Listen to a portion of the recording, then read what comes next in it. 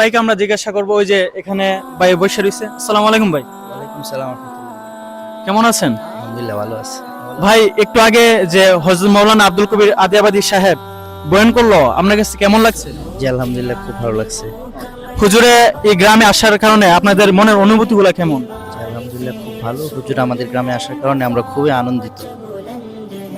তো আপনারা তো দেখতেই পেলেন ভাইদের মনের অনুভূতিগুলা আপনাদের মাঝে শেয়ার করছে।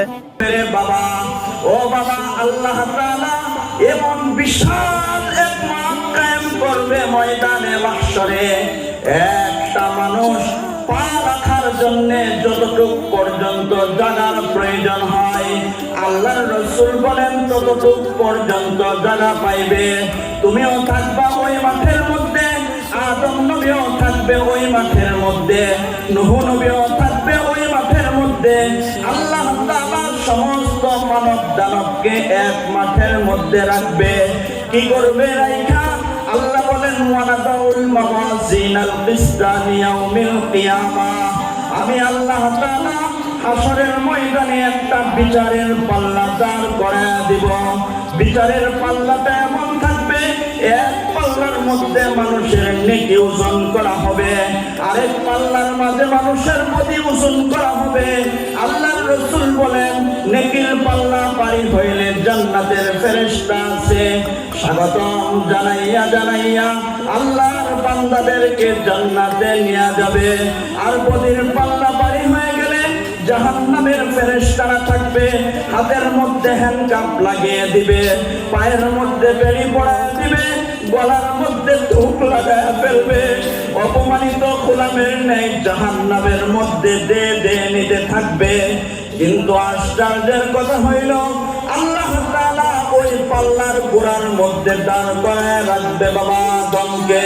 উঁচা একটা গর্দান নিয়ে দাঁড়ায় থাকবে। বাবা আদম ওই তার সন্তানদেরকে দেখবে। মানুষের নেকের পাল্লা বাড়ি হয়ে গেলে জান্নাতের ফয়সালা হয়ে যাবে। আদম হাসবে আর বলবে, আল্লাহ আমার এই সন্তানের ভাগ্য আপনি কত ভালো করলেন।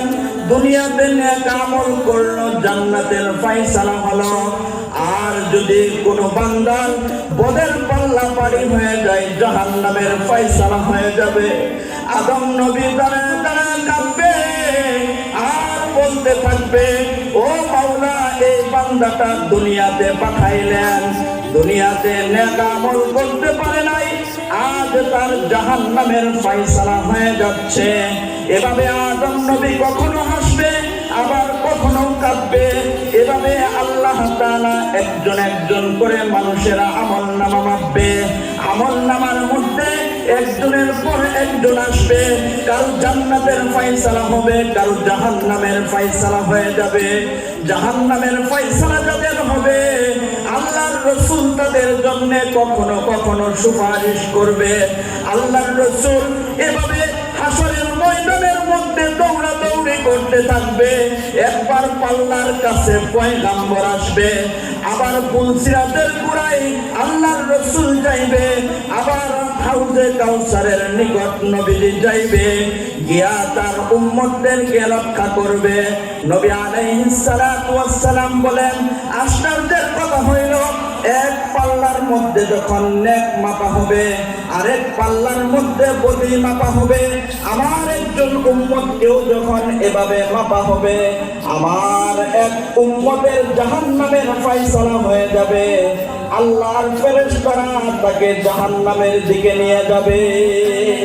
আদম নবী দেখবে, কিরে এটা কার উম্মত দেখা যায়, দেখবে তাকায়া এটা মুহাম্মদুর রাসূলুল্লাহর উম্মত। নবীকে ডাক দিবে আদম, ও মুহাম্মদ, হাসরের ময়দানে তুমি কোথায় আছো মুহাম্মদ? ও মুহাম্মদ একটু আসো, আজকে তোমার উম্মত বিপদে পড়ে গেল। দেখো তোমার এই উম্মতের জাহান্নামের ফয়সালা হয়ে গেল।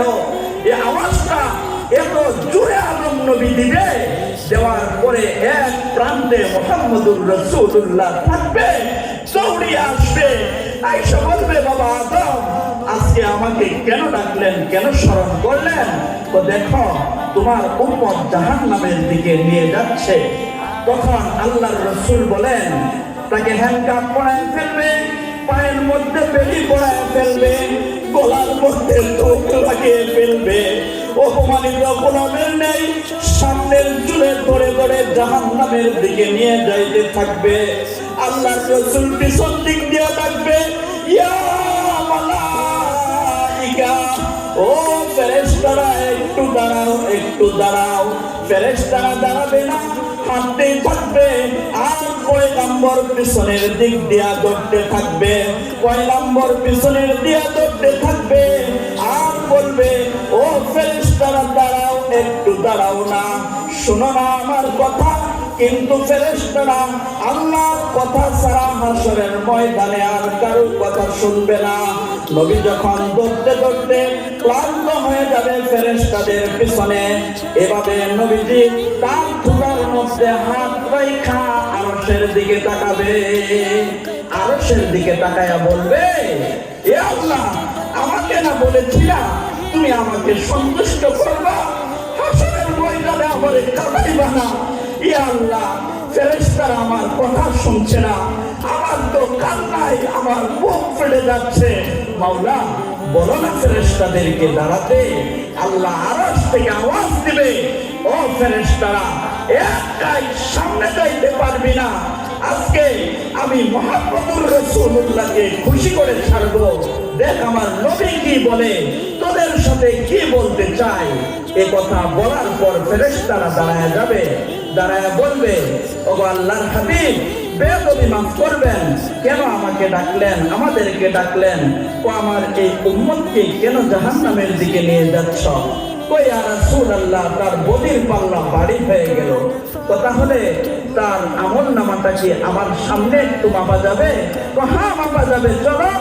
গেল, যাওয়ার পরে পয়গম্বর বলেন, হাদিসে আসছে যে আমি এভাবে একটা কাগজের টুকরা, একটা চিরকুট, যে পাল্লার মধ্যে নেক মাপা হয়, ওই পাল্লার মধ্যে আমি রাখবো। এভাবে যখন রাখবে, আল্লাহর কুদরতে নেকির পাল্লা ভারী হয়ে যাবে, বদির পাল্লা আল্লাহ হালকা করিয়া দিবে। নবী আলাইহিস সালাতু ওয়াস সালাম যখন এভাবে রাখবে, রাখার পরে বলবে, ও তোমার জান্নাতের ফয়সালা হলো। জান্নাতের ফেরেশতারা দাঁড়িয়ে আছে, তার হাত থেকে হ্যান্ডকাপ খুলে যাবে, পা থেকে বেড়ি খুলে যাবে, গলার থেকে কোপ খুলে যাবে। জান্নাতের ফেরেশতারা বলবে, চলো চলো, তোমাদেরকে জান্নাতে নিয়ে যাব। না, রাখো জান্নাতে, পরে যাইব। আজকে এই দুর্দিনে আমার এই কান্দারি যিনি হইলেন, আমার জন্য তো জাহান্নাম নিশ্চিত ছিল, যার কারণে আজকে আমি জান্নাত পাইলাম। উনির পরিচয়টা আজকে আমি শুনবো তার মুখ থেকে। বলবে, কি আপনার পরিচয়? আমি, আমাকে চিনো না তুমি? আমি হলাম তোমার আখিরি নবী, তোমার শেষ নবী, শ্রেষ্ঠ নবী মুহাম্মদুর রাসূলুল্লাহ সাল্লাল্লাহু আলাইহি ওয়াসাল্লাম। আজকে তো তোমার কেউ কোনো কাজে আসলো না, আমি তোমার কাজে আসলাম। পরে বলল, ইয়া রাসূলুল্লাহ, তো চিরকুট এটা কি রাখলেন? ও এটা রাখলাম, তুমি যে দুনিয়ার মধ্যে আমার উপর দুরূদ পড়েছিলে, এই দুরূদের আমলটা আমি রেখে দিয়েছিলাম আমার কাছে। আমি দেখতে চেয়েছিলাম তুমি কি অন্য আমল দ্বারা পার হতে পারো কিনা, কিন্তু দেখলাম তোমার অন্য আমল দ্বারা তুমি পার হইতে পারতেছ না। আমার কাছে যেহেতু দুরূদের আমলটা ছিল, তার নেকগুলো আমার কাছে ছিল, তাই আমি এই নেকের আমলটা, দুরূদের আমলটা পাল্লায় রেখে দিলাম। আর শোনো, তুমি যে তোমার জীবনকে কলঙ্কিত করেছিলে বদকাজ করতে করতে, এই দুরূদ আমার উপর পাঠ করতে, আজকে তোমার এই দুরূদের কারণেই আল্লাহ তাআলার কাছে আমি সুপারিশ করলাম। আর তোমার মতো জাহান্নামীকে আল্লাহ এই দুরূদের কারণে জান্নাতের অধিবাসী বানিয়ে দিল। এই আমলটা, এটা সহজ না কঠিন? এটা শুয়েও পড়া যায়, দাঁড়িয়েও পড়া যায়, হাঁটতে হাঁটতেও পড়া যায়। বেশি না পারো 10 বার 10 বার পড়ো, সকালে 10 বার পড়ো, বিকালে 10 বার পড়ো। হাঁটতেছো পড়ো, দোকানদারি করতেছো পড়ো, কৃষি কাজ করতেছো পড়ো, একা একা বসে আছো পড়ো। তুমি দেখবা হাসরের ময়দানে বিশাল এক সওয়াব তোমার আমল নামার মধ্যে আল্লাহ পাক দান করিয়ে দিয়েছে। এজন্য আমার প্রিয় মুর্শিদ আল্লামা আনোয়ার হোসেন চিশতি দামাত বরকাতুহুম হযরত বলেন যে প্রতিদিন কমপক্ষে 100 বার পড়বা। আর আমার কথা হইল 100 বার যদি না পারি তাহলে আমরা প্রতিদিন 20 বার পড়ব। রাজি আছি তো ইনশাআল্লাহ? আর সময় অনেক হয়ে গেল।